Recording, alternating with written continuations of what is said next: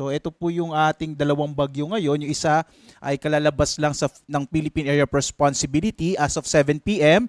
Lumabas na po yung bagyong si Francisco na may international name na Mekhala.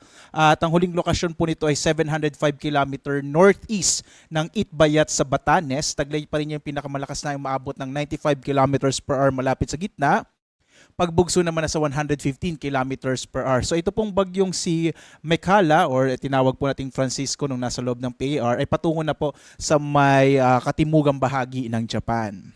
Samantala, yung bagyo pong si Gardo na may international name na Higos ay pumasok po ng Philippine Area of Responsibility kanina pong bandang alas 3 ng hapon. Ito pong namang si Francisco, lumabas naman niya ng Philippine Area of Responsibility bandang alas 7 ng gabi. So sa ngayon po, ang nasa loob na lamang ng Philippine Area of Responsibility ay ang bagyong Gardo. Mapapansin po natin itong dalawang bagyo ay walang direktang epekto sa anumang bahagi ng ating bansa. At sa kasalukuyan, hanging habagat pa rin or southwest monsoon na nakakaapekto lalong-lalo na po sa malaking bahagi ng Luzon at dito po sa ilang bahagi ng Kabisayaan. Magdadala pa rin ng maulap na kalangitan na may makalat-kalat na mga pag-ulan, pag-inat, pagkulog itong hanging habagat lalong-lalo na po sa malaking bahagi ng Luzon.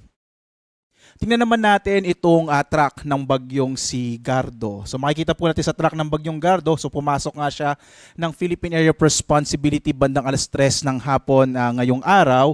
At kikilos ito pahilaga at posible po by tomorrow, araw ng Biyernes, ay posibleng nasa labas na rin ito ng Philippine Area of Responsibility at hindi na makakaapekto sa ating bansa. Ito ay patungo na sa may bahagi naman din ng Japan. At inaasahan din po natin na eventually, paglabas ng Philippine Area of Responsibility, ang bagyong Gardo ay hihina mula sa pagiging severe tropical storm ay magiging tropical storm na lamang.